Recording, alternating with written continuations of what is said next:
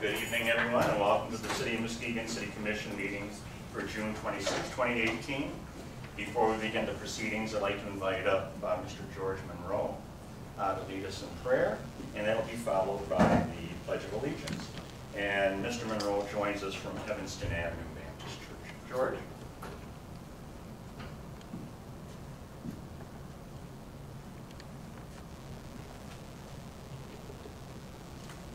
Shall we pray? Our dear Heavenly Father, again, we thank you for this privilege, Lord, that we can gather here, Lord. We have the Spirit of Lord.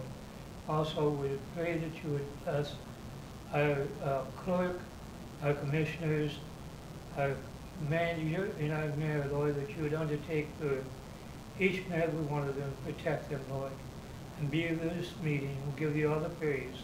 In Jesus' name, amen. Amen.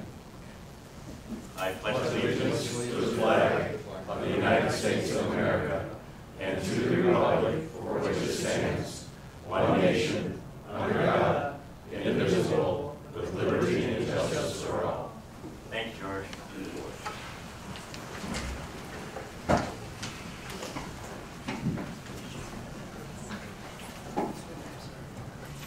May we have the roll call, please? Commissioner Turnquist? Here. Commissioner Johnson? Here. Mayor Gallman? Here. Vice Mayor Wood? Here. Commissioner Warren? Here. Commissioner German? Here. Commissioner Muskegon? Here. Thank you. And before we have our jump into our business for the evening, we have some honors and awards in recognition of the Spring 2018 Citizens Academy graduates. Evening, Chief. Good evening. Evening, Mayor and Commissioners. Today we'd like to honor our spring class for our Citizens Academy. We started with 24 citizens that entered the Academy. We graduated 15. We invited them here tonight. And as you all know, this program has been going on quite some time. I think I've lost count, but we're approaching 30 academies over the last 12 to 13 years, which is quite a feat. And once again, we had a successful academy. And so we have some proclamations we'd like to give them tonight. So a little bit about the program though. We run this program, it takes 10 weeks. And it starts out basically with, I do an introduction, we do dispatch. And over the next 10 weeks, we go all the way through a lot of factions of the police department, law enforcement in the county. We go to the jail, the court systems, the prosecutor's office.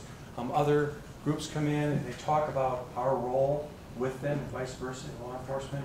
But I think the citizens walk away with a much better understanding about their Muskegon regional law enforcement, because even though the city puts it on, we talk a lot about how law enforcement interacts and works in this county.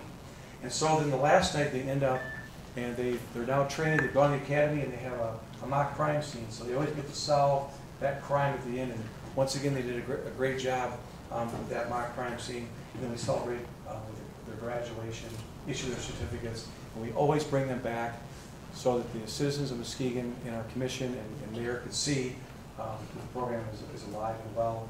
And I want to give a special thanks this year because Denny Powers, who has been the coordinator for decades, he retired, but he's actually here tonight.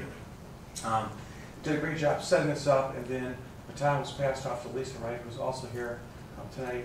She then carried the academy all the way through and got these people from the beginning to the end. And we had help from some of the AmeriCorps workers and things. So it was a group or a team effort to get this done.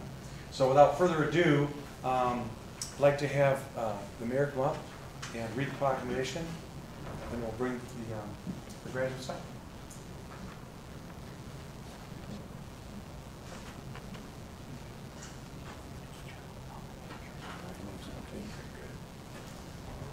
And I'd like to thank all the participants that came out for the Spring Academy. What an opportunity to engage our neighbors and friends and learn from each other about living in the city and take the good things that you've gained and share it with the rest of our friends and continue to be the eyes and ears of all of us here at City Hall and as well as the folks in your neighborhood. Resolution of recognition of Spring 2018 Citizen Academy graduates.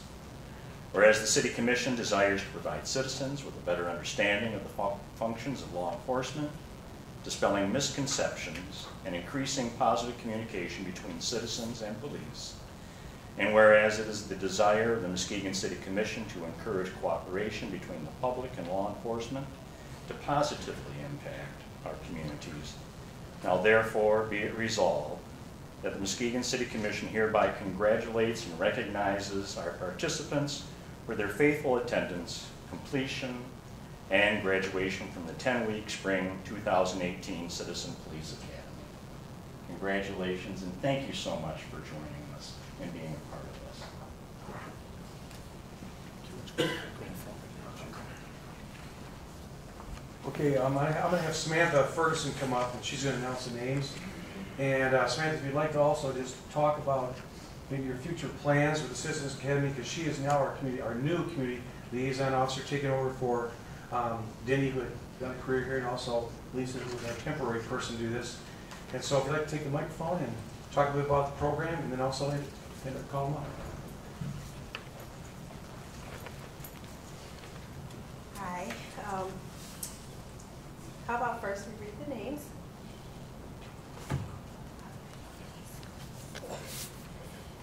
Dorothy Blanchett.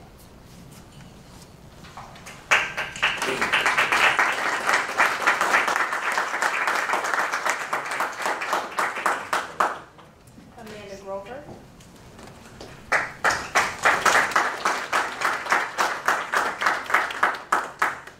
Michael Howeisen.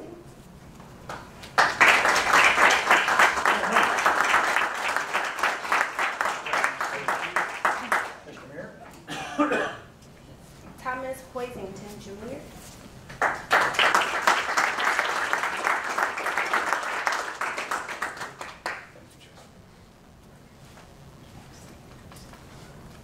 Savannah Huff.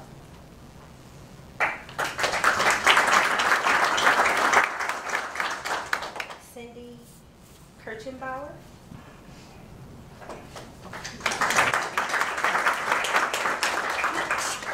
Jacqueline Knight.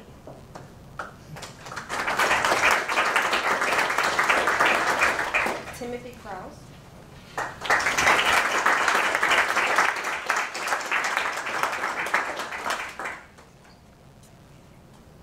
John McGee Jr.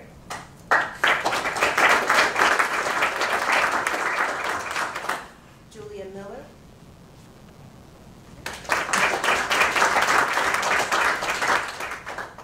Donald Strauss.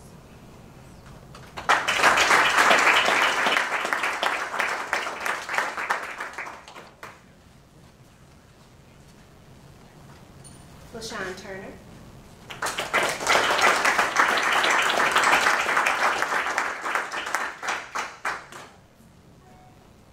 Jeremy Wagonmaker.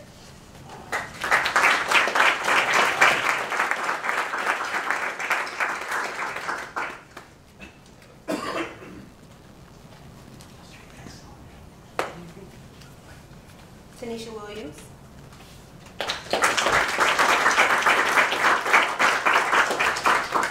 Last and certainly not least, Mrs. Lisa Wright. Okay.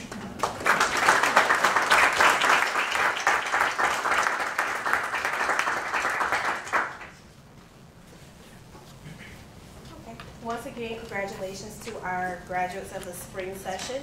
I was able to come on board at the end with the final 2 weeks and get a kind of an idea of how the sessions are run. I'm kind of excited about the fall session and hope that we're able to live up to its standards under my new leadership. Also, I just want to remind everyone, if anyone is interested in the Citizens Academy, we are accepting applications for the fall session. Until August 10th, the fall session does start August 22nd and runs for another 10 weeks, where we cover the entire Muskegon County criminal justice system. So if you have any questions, feel free to give me a call directly or visit our website, which is muskegonpolice.com. So thank you.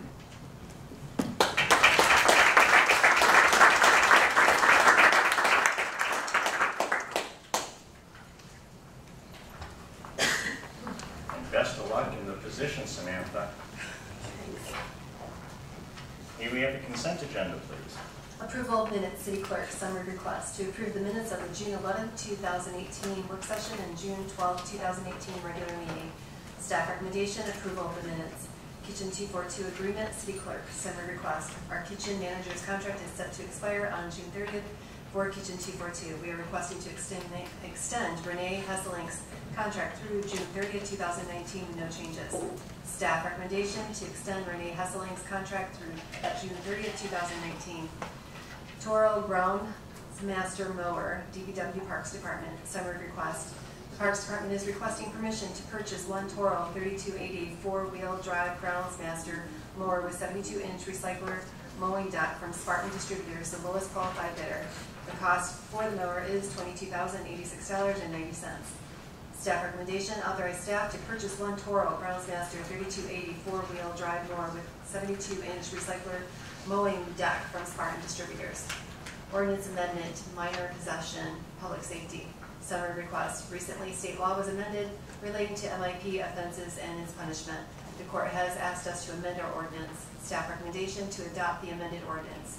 Sale of property for industrial development, planning economic development. Summary request.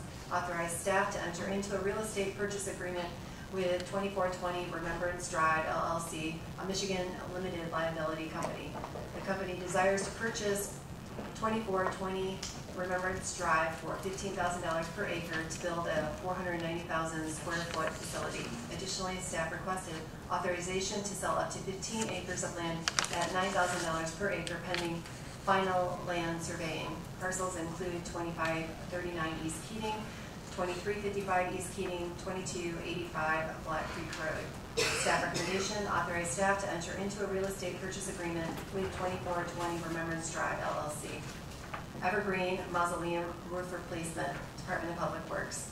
Summary request to approve the complete roof replacement of the Evergreen Cemetery Mausoleum by Ostrander Roofing in the 2019 fiscal year. Staff recommendation to approve the Evergreen Mausoleum roof replacement. Roof replacement, water filtration plant, section 5 and number 12, Department of Public Works. Summary request, authorize staff to enter into a roof replacement agreement at water filtration plant, sections number 5 and number 12 with Bob's Roofing since they submitted the lowest responsible bid of $212,885. Staff recommendation, authorize staff to enter into an agreement with Bob's Roofing for a cost of $212,885. Walls and windows restoration, section 5, Department of Public Works. Summary request, authorize staff to enter into a walls and windows restoration agreement at water filtration plant, section number 5 with Kent Companies since they were the lowest responsible bidder with a bid price of $29,670. Staff recommendation, authorize staff to enter into an agreement for a cost of $29,670. Amendment to zoning ordinance fences, planning economic development. Summary request. Staff initiated a request to amend section 2331 of the zoning ordinance to allow 6-foot tall fences in front yards on corner lots and residential areas under certain conditions. Staff recommendation to approve the zoning ordinance amendment. Committee recommendation. The Planning Commission unanimously approved the request 5-0 with 4 members absent. Amendment to zoning ordinance accessory structures, planning economic development. Summary request. Staff initiated request to amend section 2311 of the zoning ordinance to allow accessory structures in front yards on corner lots under certain conditions. Staff recommendation to approve the zoning ordinance amendment. Committee recommendation. The Planning Commission unanimously approved the request 5-0 with 4 members absent. Water rate increase finance. Summary request to adopt the resolution to increase the rate charged to city water customers for water usage 4% every year for the next 5 years to cover the cost of infrastructure improvements to the water filtration plant and the water distribution system. The water rates have not been increased since 2013. Staff recommendation, adoption of the resolution. Sanitation service fee resolution, finance. Summary request to adopt the resolution to continue charging a sanitation service fee of $1.20 per month per residential utility bill. This charge will cover the difference between what is currently being collected through property taxes and what the city currently pays for residential sanitation. Staff recommendation, adoption of the resolution. Sewer rate adjustment, finance. Summary request. In 2017, a resolution with a treatment rate for our customers that is based on a multiplier of 1.68 times the rate the county bills the city for wastewater was adopted. The 2018-2019 budget calls for the multiplier to be raised to 1.73 to cover the cost of capital improvements needed for our aging infrastructure over the next 10 years. Staff recommendation, adoption of the fee adjustment resolution. Approval of neighborhood enterprise zone certificate for 337 Terrace Point Circle, unit number 7, planning and economic development. Summary request.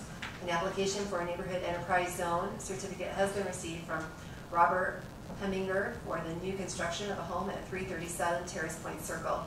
The estimated cost for construction is $350,000. The applicant has met local and state requirements for the issuance of the NEZ certificate. Staff recommendation, approval of the NEZ certificate.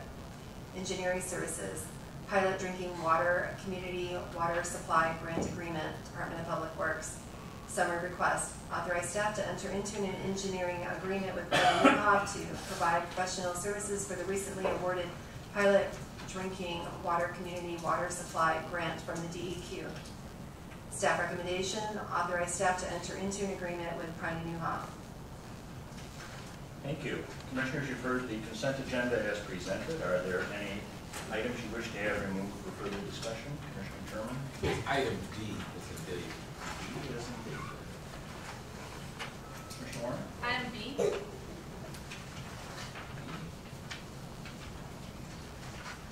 Item O, please. And item, that was O. Oh. Commissioner Warren? I move we approve the consent agenda as presented minus items B, D, and O. Second. It has been moved by Commissioner Warren, seconded by Commissioner German. To accept the consent agenda as presented, minus items E, D, and O. Any discussion? Roll call, please. Commissioner Johnson? Yes. Mayor Gowron? Yes. Vice Mayor Hood? Yes. Commissioner Warren? Yes. Commissioner German? Yes. Commissioner Ritz-Massabega? Yes. Commissioner Turnquist? Yes. Motion passes. Thank you. Item B, Commissioner Warren. I move to extend Renee Hesseling's contract through June 30th, 2019 for Kitchen 242. Support. Been moved by Commissioner Warren, seconded by Commissioner Johnson to extend Renee Hessling's contract through June 20th, 2019 at Kitchen 242. Commissioner Warren. I was just hoping, once again, Renee, if you wouldn't mind coming up, and I just think this is such a great opportunity to get some exposure for Kitchen 242 and all the things that you've worked so hard, and there's just been so much success down there. So if you could just give us a brief overview of what to expect moving forward. Okay, sure. First of all, 2 weeks ago, we probably had our busiest week in the kitchen ever. We had probably at least 4 users in there at the same time working, which is not always comfortable for them. We had a food truck from Missouri that was doing food at Electric Forest, so they found us when they were searching for a kitchen and needed 40 hours that week to prepare for Electric Forest. We had Taste of Muskegon going on that weekend. We had a couple of our normal makers in there that were making product either for our chalet or our culinary demonstrations at the Taste.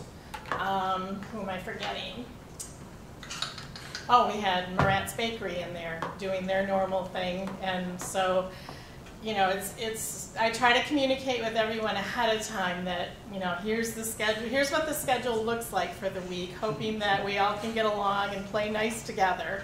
So, you know, they all had their moments of frustration, but it did work out. So, you know, revenue that week should be, when I get done invoicing everything, should be about $1,700 for the week.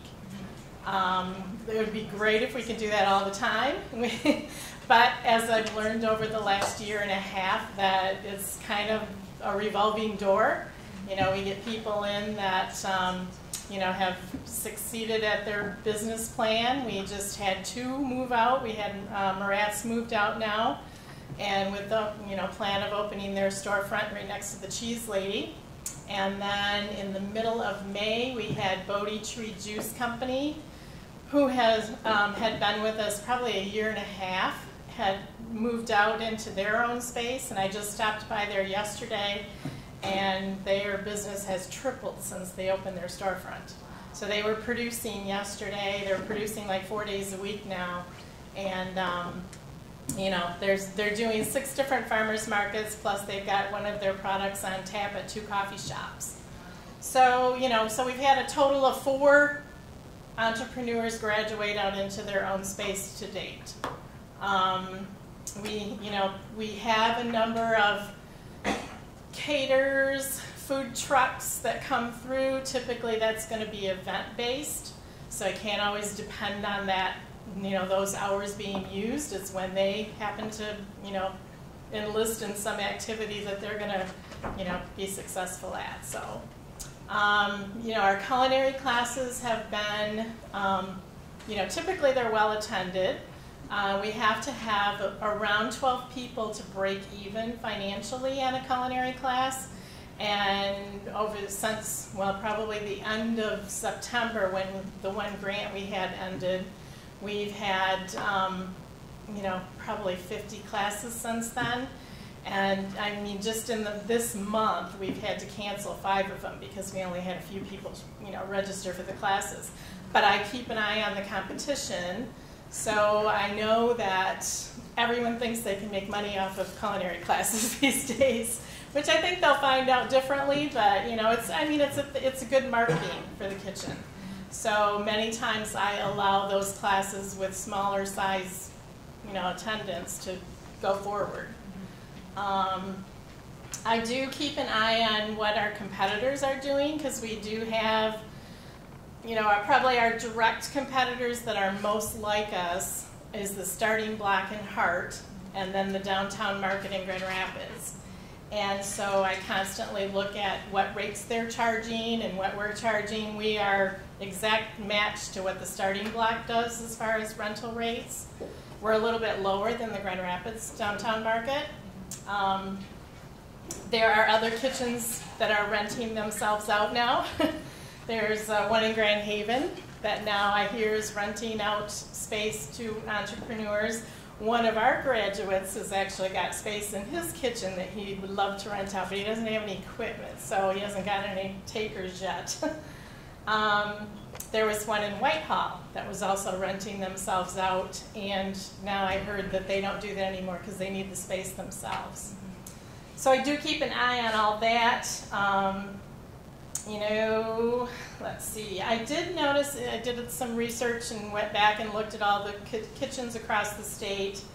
And, you know, some of them, or probably most of them, have a nonprofit status.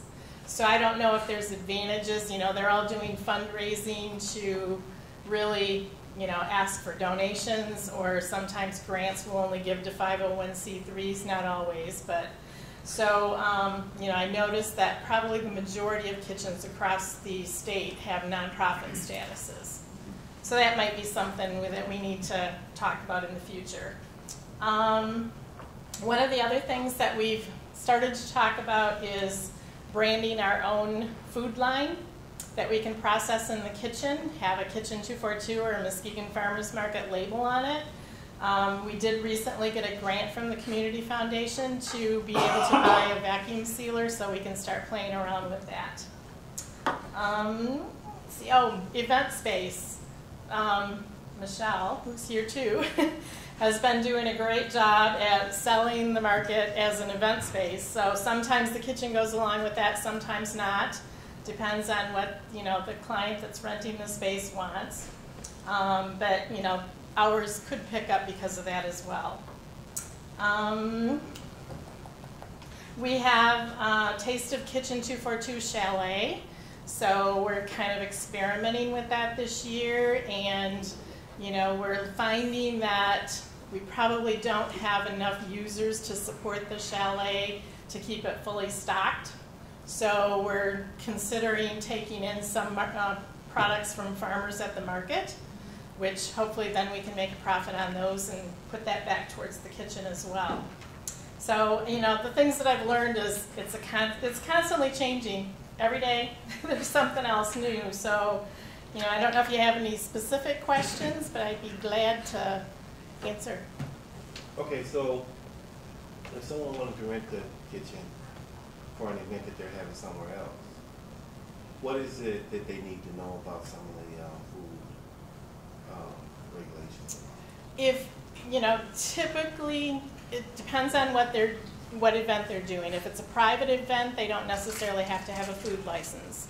But if it's something that's open to the public, they would have to have a food license to do that with, which would be obtained through the health department. So that food license would have to have a license at the kitchen and the one at the site. Is that correct? Yeah. It's the food licensing, as Ann and I both, and Michelle, we've all learned, it's very complicated because if it's a caterer that is declared a caterer and they are making food for other events, they have to get they don't call it a caterer's license, but that's essentially what it is, from the health department. Food truck, same thing. They have to have a food license, and then they file paperwork with the health department when they travel around.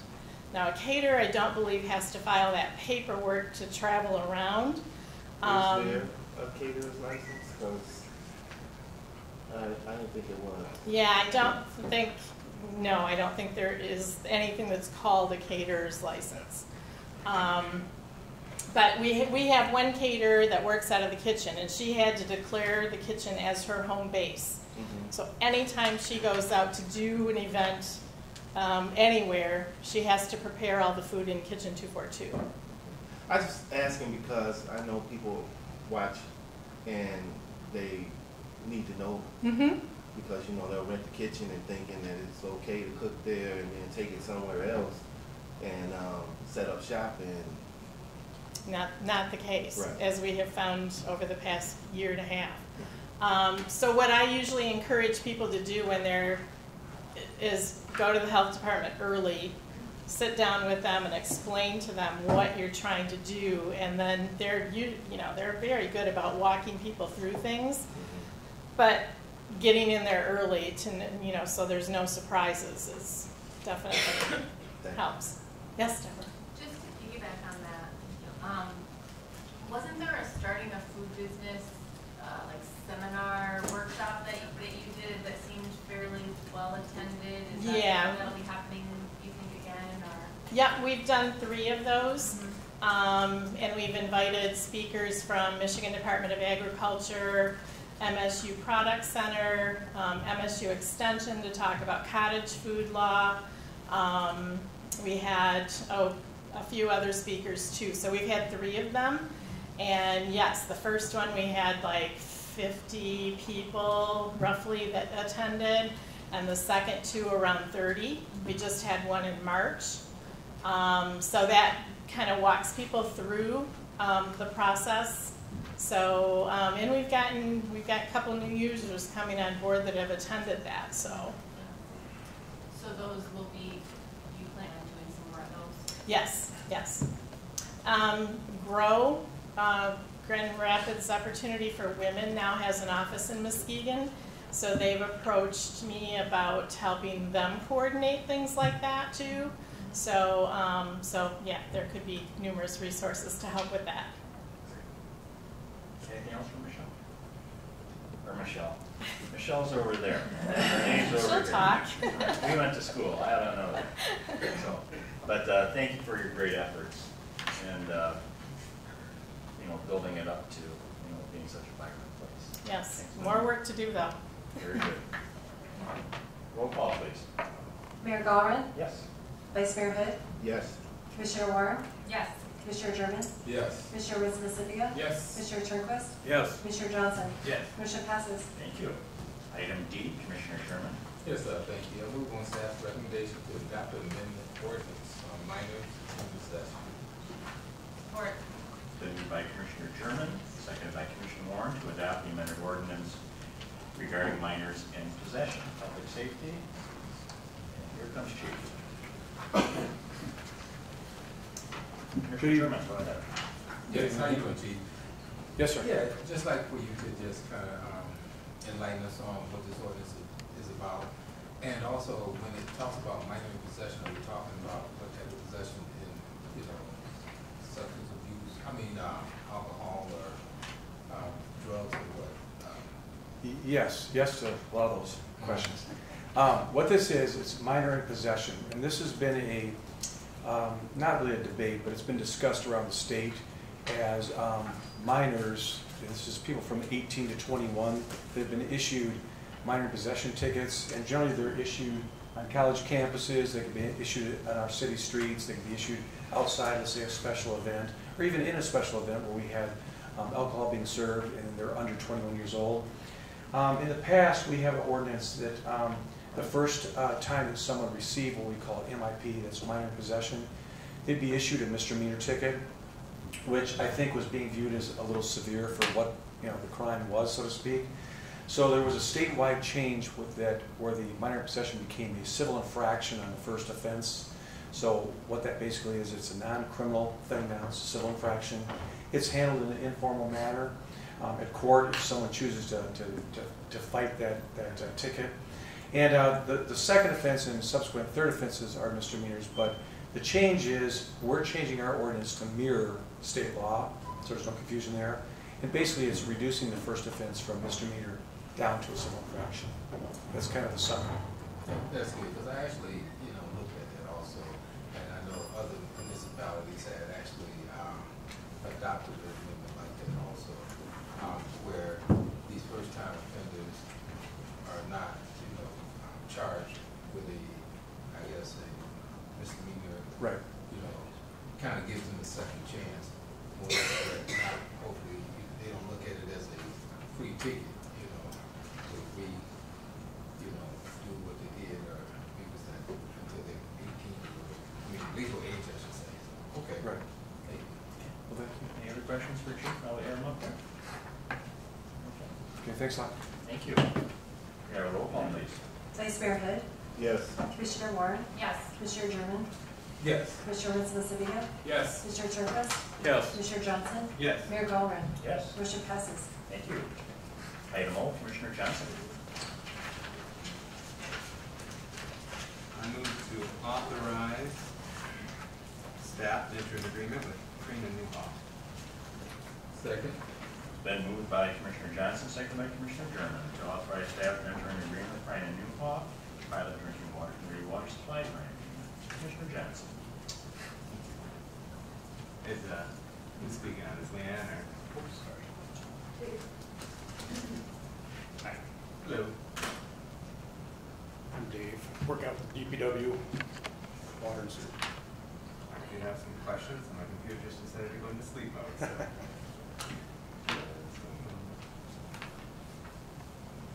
How does how does this work with Green and Newhoff build off of what we had already done with the sewer and water grant that we received a few years ago? Because as I recall, there was some assessment and cataloging of our water distribution system through that and inputting to the GIS system. So how does this contract build off of that or complement that?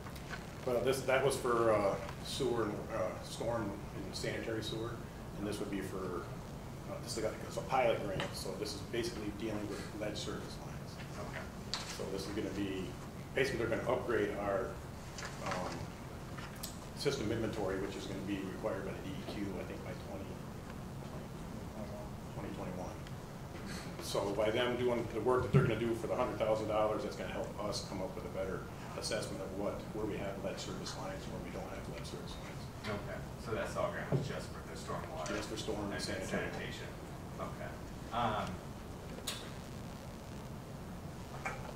So is this the $1 million grant that we applied for as part of the budget we just passed for the upcoming fiscal year, and we ended up getting $600,000 awarded? Yes. Okay. I think they had 12 communities, or they sent it out to so many communities, and then they ended up, some people got a little more, some people got a little less. Mm-hmm. And so we lack the capability to do this in-house currently. We thought about it, and it's a lot of work for the current staff because we still have our normal day-to-day routine too. So the thought was to just contract it out. Mm-hmm. Okay. And Do you know how, I see in the proposal of cleaning off that they're going to be helping with determining how to prioritize which service lines are replaced, but can you speak to what our expectation is currently with how we're going to deploy the service line replacement program? How are we going to pick which services to replace?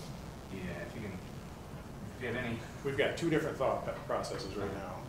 One, we have a frozen service list that we've been keeping track of since 1994, 1993.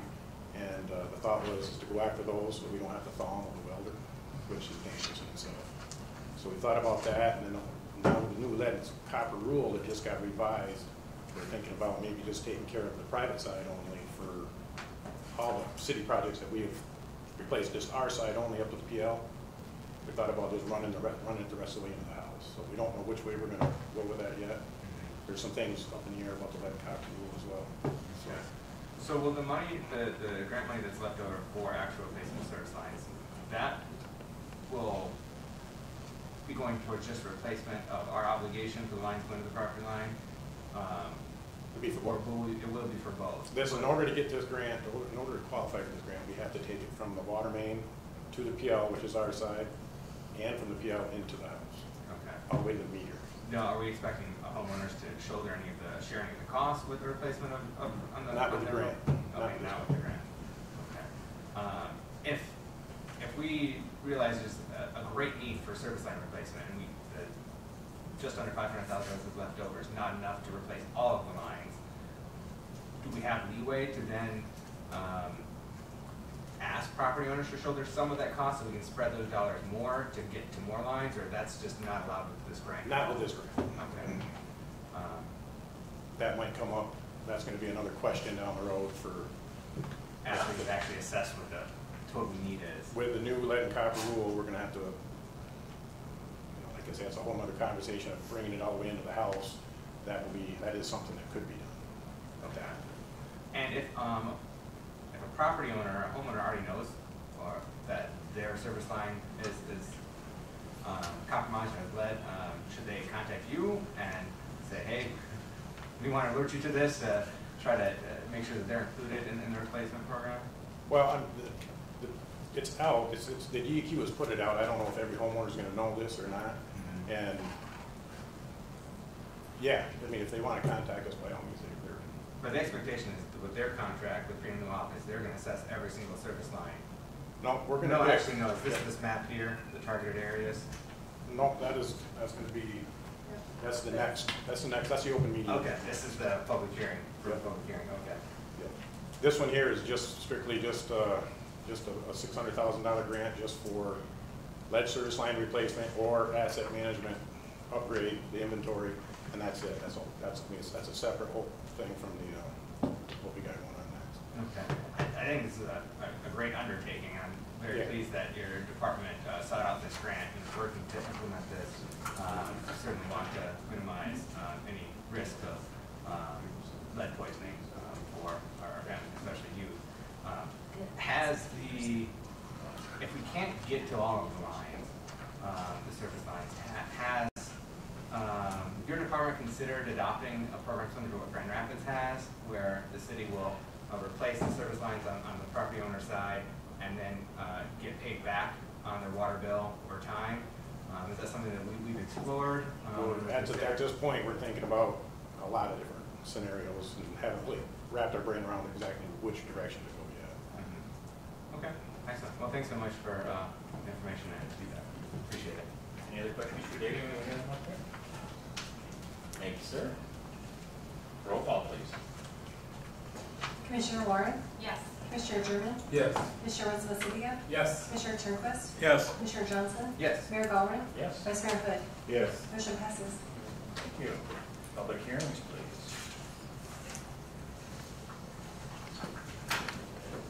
Water collection system upgrades, Department of Public Works. Summary request. Public Works staff are proposing improvements to the wastewater collection system. The purpose of the improvements is to provide a more reliable and resilient wastewater collection system, replacing aging and structurally deficient sewer infrastructure, reduce stormwater infiltration and inflow, provide accessibility for operation and maintenance, and improve system capacity.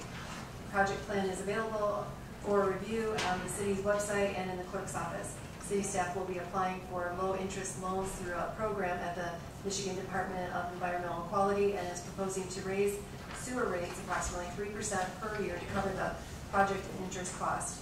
Staff recommendation: approve the wastewater collection system upgrade plan and authorize the mayor and city clerk to sign a resolution in support of the plan.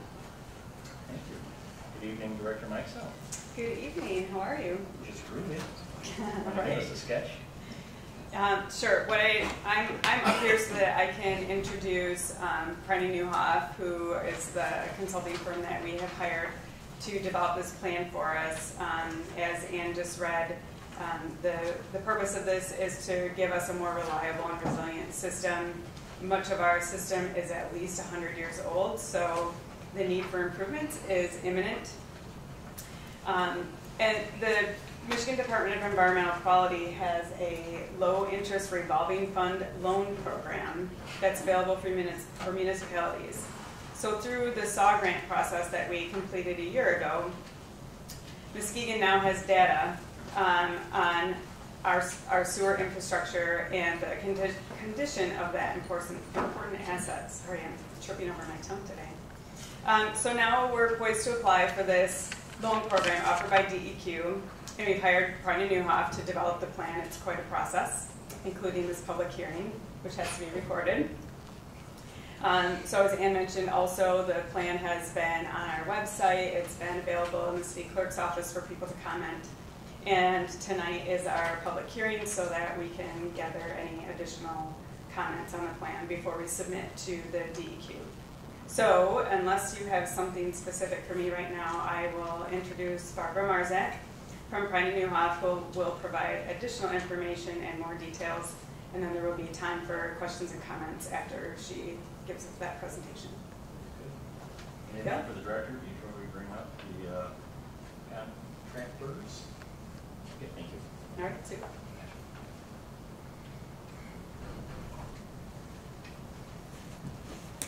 Thank you, and good evening. I'm Barbara Marzak. I'm a professional licensed engineer with Priny Newhoff here in Muskegon. And I'm going to give a brief overview of the project plan that we've developed in order to apply for this low interest loan.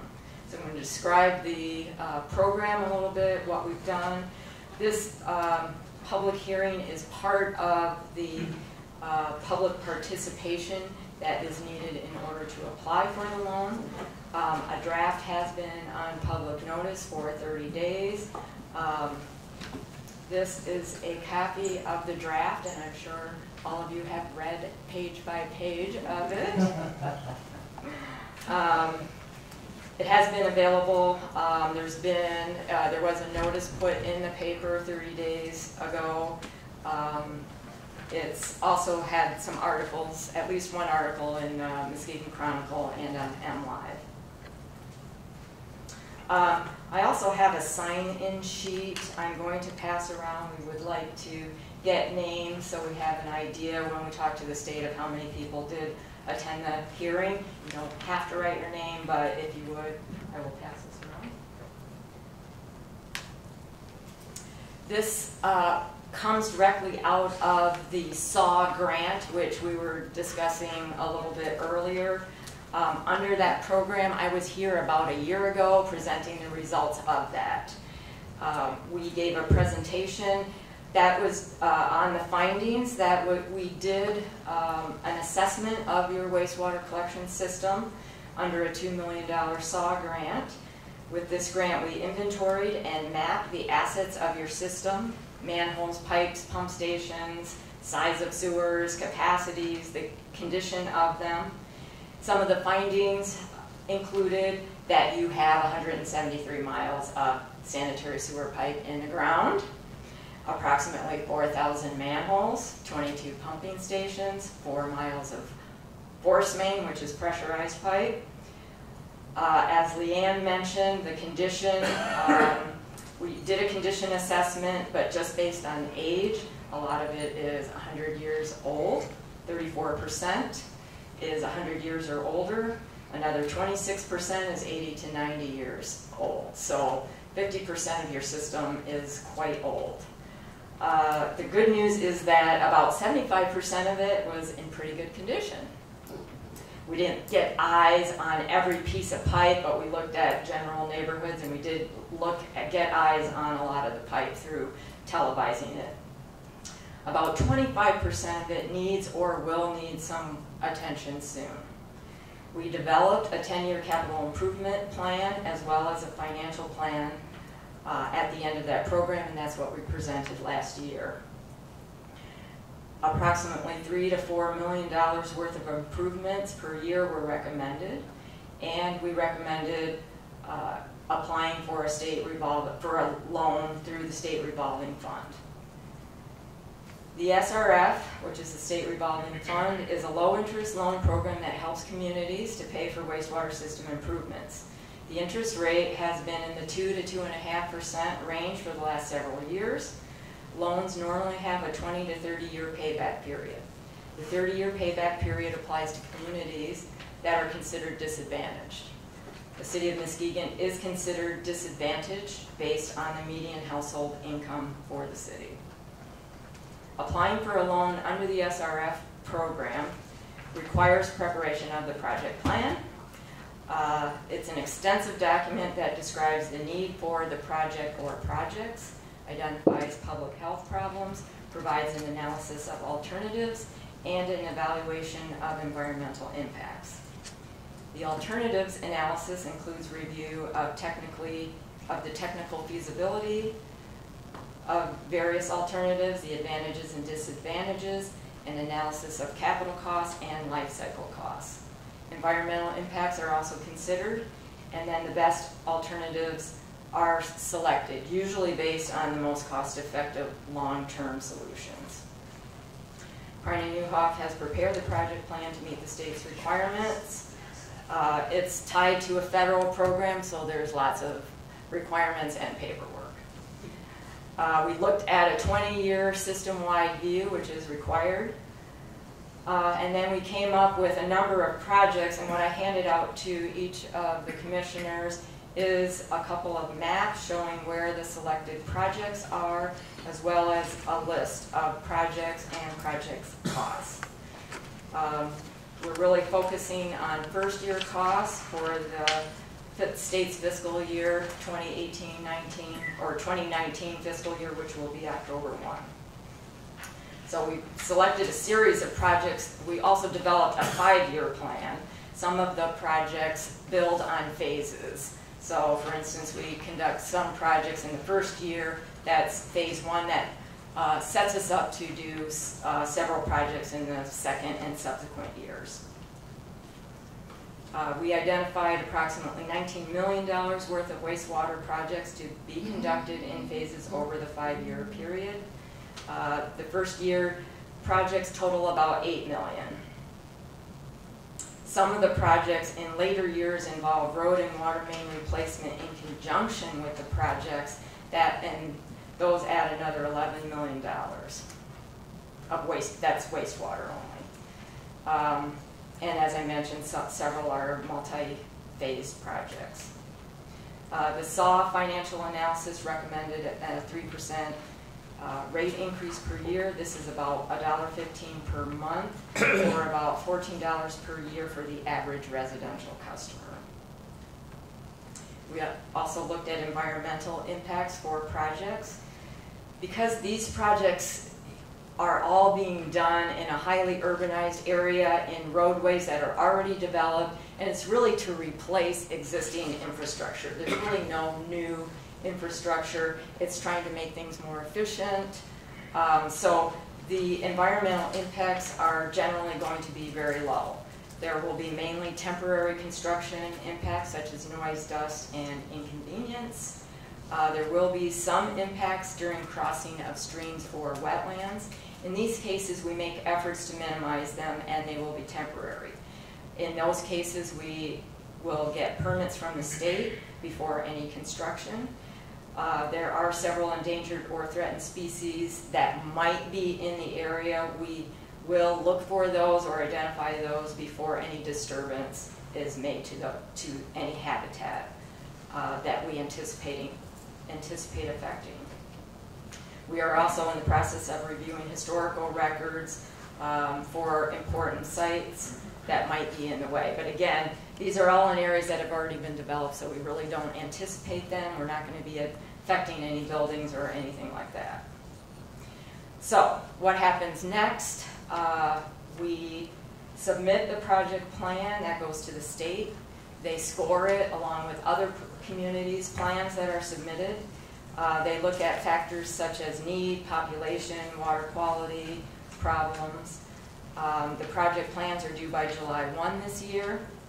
The state then reviews it, determines, make sure that all the projects qualify for the program, and then they rank each submittal and determine how much money they have and how much has been applied for to see if you fall in their fundable range. In the recent years, the program has had low use because there is a lot of paperwork. So we encourage the city to apply for these funds because we think you have a good chance to get approved. In addition, because there's been low use, the state has been able to grant principal forgiveness on the loans, and in some cases this has been resulted in $500,000 or even $1 million. So again, because of the low use, we think that you have a good chance of getting that and that's for disadvantaged communities. So about mid-August, we'll probably see a list from the state. They then have a 30-day public comment period. Then the list is finalized and the money would become available in October with the start of the state's fiscal year. And at this time, I think we would entertain questions or public comments. Any questions for Barbara? Commissioner Turnquist? The 7 projects that you have selected for fiscal year 2019, you consider those the most critical? There was a couple of things that went into selecting the projects, and by the way, I would like to introduce my colleague, Matt Hulst, here in the audience. He's one of the engineers in our office, and he has really been in the details of selecting projects. So Matt, interrupt me if I say anything incorrectly. But we did a couple of things. We wanted to address the biggest needs. We worked very closely with your staff in doing this. But we also went after projects that didn't need other matching funds from the city, like road repair or water main replacement. Because when you dig up a road, a lot of times there's other utilities in the way. So with some of the future projects, we know once you dig up the road, we're going to recommend replacing water main, for instance. So those come in later years, so we wanted to get the biggest bang for your buck. So most of them are wastewater projects, but yes, in general, the highest needs. Did you have any other comments? And what you have presented to us, this is a 5-year program. The things that are on the list should be completed in the 5 years. Yes, right now you're applying for the first year funding of $8 million. So each year, then the state would come back and say, do you want to use the rest? The plan is good for 5 years, which is good. We don't have to repeat this whole thing. And they would come back and say, do you want to do some more projects the next year? Yes. Thank you. Where will we be at after the 5 years? You did the presentation a year ago on the results, the extensive undertaking in that regard, and there's considerable needs throughout our city. So where will we be at after 5 years in terms of what remaining needs there will be? So in the 10-year capital improvement plan that we presented, there was approximately $3 to $4 million worth of work every year.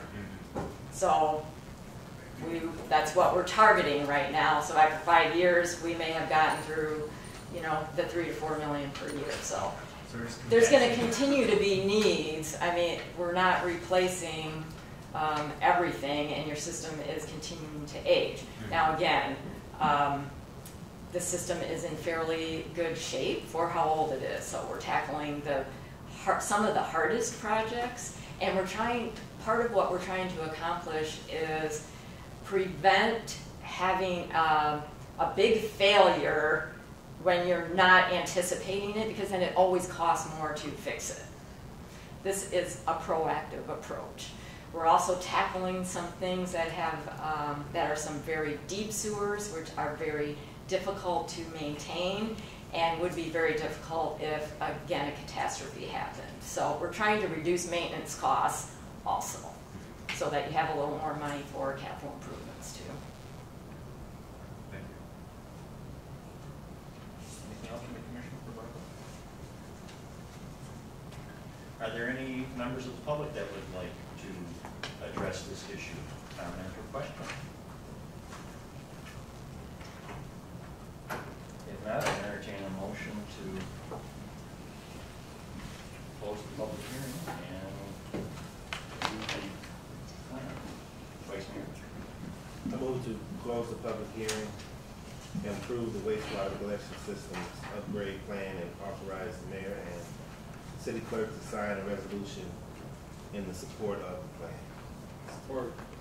Been moved by the Vice Mayor, second by Commissioner Muskegon.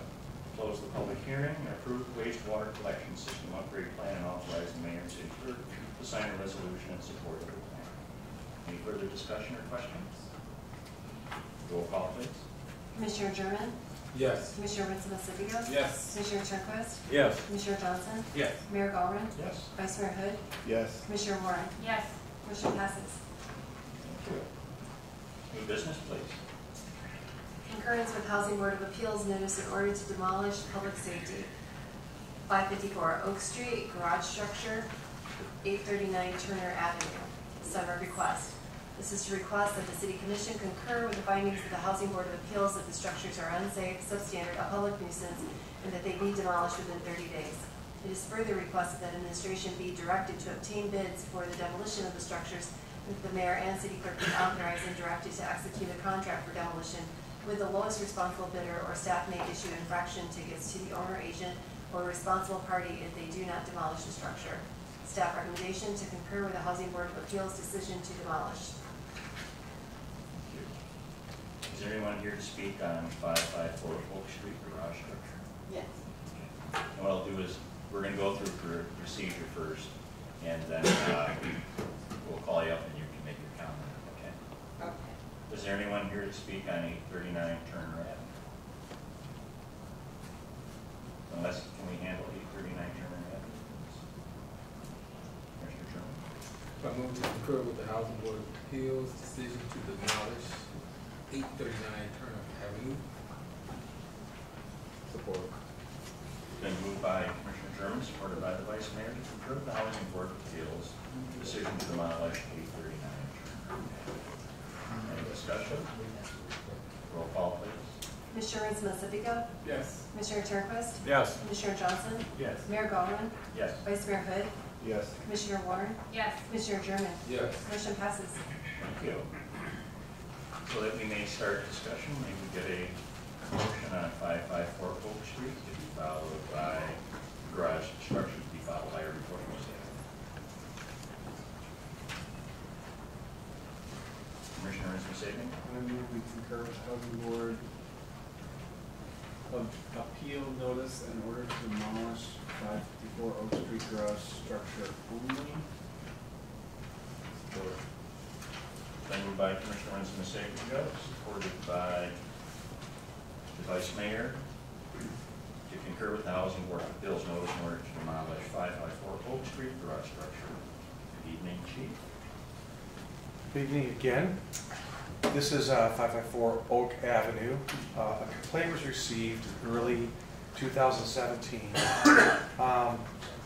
which started this process. On May 25th of 2017, a maintenance notice to repair was sent with no response. In June of 2017, a final notice to repair was sent.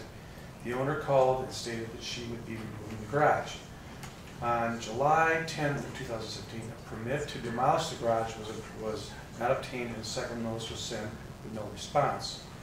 It then entered the process with the Housing Board of Appeals by the notices started going out in August of 2017.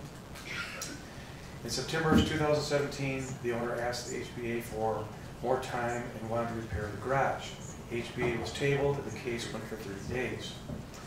This goes all the way until now June of 2018, where the owner called and said they would be contacting presses to make a deposit to keep the process going forward in the demolition. Our staff had contacted them and said that would be fine, but we were going to move ahead with the demolition anyways, because as you can see from the packet, the shape the garage is in, the roof has been compromised, there's major paint issues and also structural issues, and the assessed value of the garage is about $7,900, and to repair the garage is about $6,000.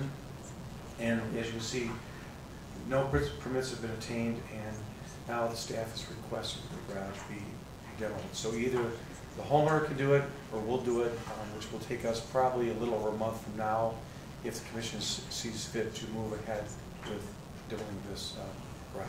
So Chief, even if we do concur, there's still a amount of time where the owner can beat you to it and take care of themselves, as long as they pull the permits and Right. show verification. If they pull the permits and deal with themselves, it's obviously much cheaper to do so, much more effective, and that's what we would recommend.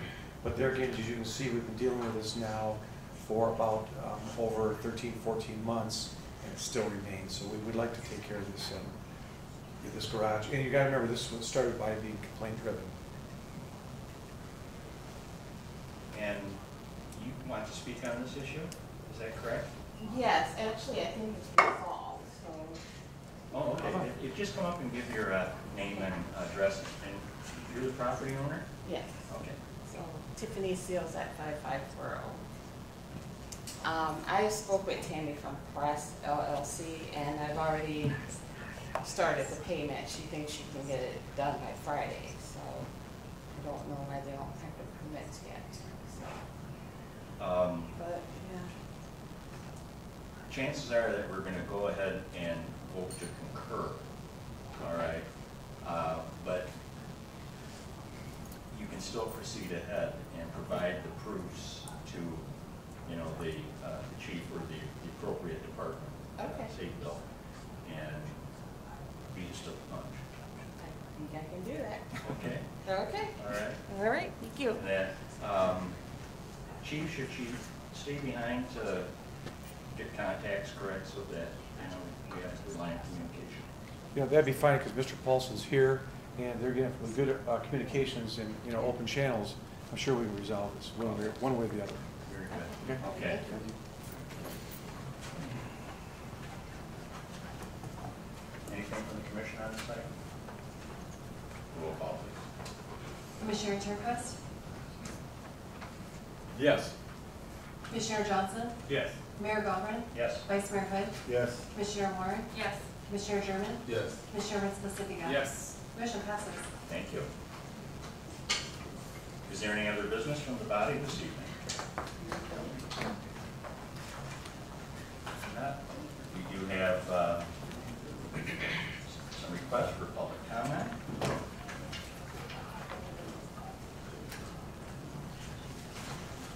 Members of the public are invited up to share input and concerns with us. We may not always be able to answer your questions immediately this evening, but we can always put you in touch with the appropriate staff who hopefully can move in that direction to get your questions answered. Each individual is given 3 minutes to address the commission, and we can start with Richard Burtwhistle, the fourth. Thank you, sir.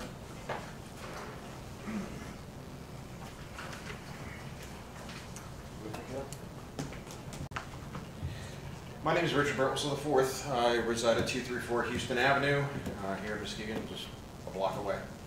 I've been here up in front of you guys about 3.5 years ago with issues with Safe Built. The original issue that started 3.5 years ago was Safe Built sent me a letter telling me my house was in violation for its paint. 6 months after I bought the house, and they threatened me with arrest if I didn't do what they told me to do and paint the house. That's what started the process. And dealing with Safe Built is extremely difficult. They're not very nice to you on the phone. I just called them here last week. And that's why I'm here again, because it's more problems with Safe Build again. Now, according to the chief, it's already been fixed. It's already taken care of. The chief's gone by my house. My house looks fine. It's great. But this is an ongoing issue. The second notice I received from Safe Build in the past 3.5 years was a notice that I had excessive trash on my property, including tires and building materials. I resolved that on my own, didn't come here in front of you guys on that because I took pictures of the property, went down to Safe Build and tell me what's wrong. When I called them last week, I said, there's no violations of my property, it's been painted for 3.5 years. Granted, it's a 3-tone, I haven't completely finished it, but it's a 3-tone color here. It doesn't look awesome, but it looks fairly decent. I wish I had the time to finish the paint. My wife passed away last year from a massive heart attack right in the middle of my kitchen, very suddenly. So as you can imagine, being a sudden single father, it's kind of difficult to find the time to do the things that I need to do. But that's not the problem. The problem is Safe Build. They are, when they get a hold of you, when they start sending you notices, you cannot deal with them. You seriously cannot deal with it. They do not want to hear anything that you have to say. And from my research that I've garnered over when the original issue happened 3.5 years ago, and the issues I've had subsequently, this is not a one-person issue. This has been going on for a long, long time. I drove down Houston Avenue, which is where I live. Within 6 blocks, I took pictures of 9 houses, 2 of which look like they're going to fall down. My house looks good, looks decent, looks lived in, looks like it's taken care of. But 2 of the 9, at least, looks like they're going to fall over. I'm wondering, and they've been like that for 6 years, since I moved here in 2012. The 2 houses that I'm talking about are across the street from 499 Houston, where my wife and I originally rented our first house when we got to Muskegon in 2012. So I'm wondering what these guys are doing, and I'm wondering why I keep getting letters when there's nothing wrong with my property.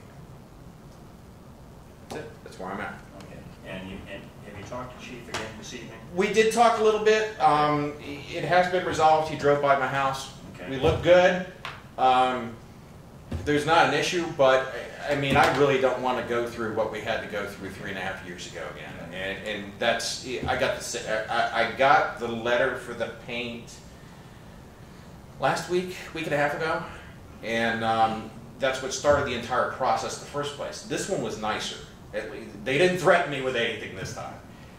This one was a lot nicer. So I'm assuming that they redid their letters, at least finally. So. But Chief is the oversight. He'll be your contact. So hopefully we can really get ironed out for you. And, I'm hoping so. Okay. I'm hoping so. All right, guys. Thanks. Okay. Have a great day. Thank you, Richard. Mike. Oh, who's Mike? I'm Mike. Oh, Howisen. That Mike.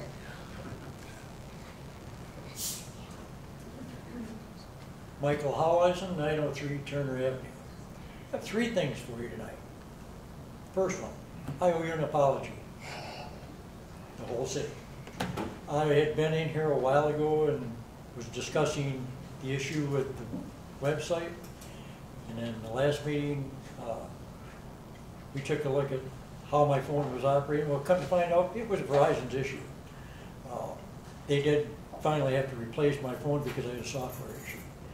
Still like to see the upgrade on the site to make it a little easier to work with. But second thing is, I noticed on the news last night that Kent County's doing a new program where instead of doing stick built on everything that they're trying to build. They're bringing in modulars, which were pre-built or prefab. They go up quicker, get on sale quicker, at a better cost point. Maybe that's something that we should consider, because I know that you guys aren't big on prefab homes in this town. And the last thing that I have is Mr. Peterson. I understand you're discussing an evaluation of him. Yes. He's doing a good job. That's my 2 cents worth. Thank you for your 2 cents. Thanks, man. Now the other mic, Mr. Jenkins. No problem, sir. Oh my God, my back's. Mike Jenkins, 47 Washington Avenue. Let's see, what did I come down here for? Oh, Mr. Mayor, Mr. Attorney, Commissioners. I think I wanted to speak about the grass cutting that Safe Built does first. And I've got concern because of the length of time that they cut the grass in one area. I live on Washington 487, as stated before. And on one block, there's like 3 vacant lots that Safe Built's been maintaining most of the year. And they never seem to cut them at the same time, even though the grass might be overgrown on these lots at the same time. They might cut one week, and 2 weeks later they might cut the other, and then 3 weeks later they might come cut another. So you got, I mean, I agree with the idea of keeping property or lots cut, but it's defeating your purpose if you cut one lot and then the 2 lots adjacent are overgrown and you don't cut those. So now you got one nicely cut lawn and then the others are sticking out even more. And that happens quite a bit in my neighborhood. So, and then the other thing that I had put on that paper, and I see some things don't change. Mr. Johnson's law firm was here years ago, and I see there's one of the members of that law firm is still contracting with you. But at the time, Mr. Johnson had the contract for city attorney. I think we used to spend about $500,000 a year for city attorney. And it was explained to me that it was because of the quirky things going on with the Downtown Development Authority and their efforts to get rid of the mall. So we had to spend this money for an attorney. And I don't know if Mr. Schreier is still getting that $500,000 or if you've ever had a different attorney other than Tom Johnson's attorney firm. But it would. Yeah, I think that's ancient history now.